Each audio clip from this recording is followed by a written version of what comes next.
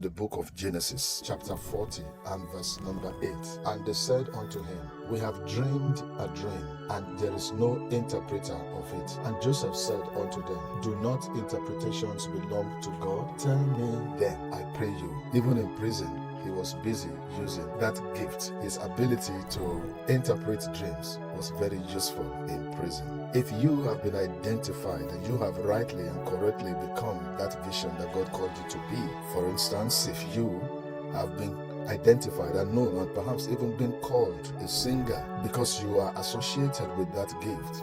In other words, God first gave us the gift, and the second thing is that we must become that gift. So when we become that gift, that is the point where miracle begins to happen. You remember that Joseph himself, when he began to dream, after a while they began to call him the dreamer. They actually dropped his name and preferred to call him a dreamer. So singer, will you sing in the valley, or would you rather sing only on the mountain? Will you sing in the pit? Will you sing in the crooked places? Will you do that thing God has called you to do regardless of the circumstances?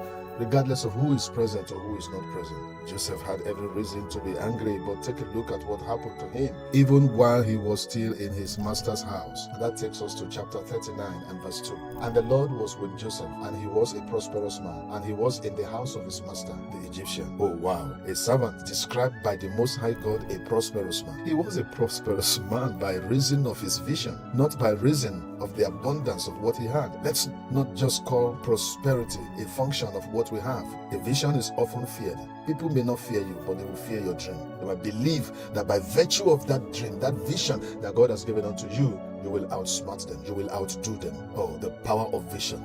It's quiet, it's silent, but it's so strong. It goes with you everywhere you go. Look at what happened in Egypt. Wow. In his master's house. And his master saw that the Lord was with him, and that the Lord made all that he did to prosper in the hands of Joseph. Wow. He put into his hands. See, what God can do does not indeed exist. Just continue to be faithful, and your greatness is at hand.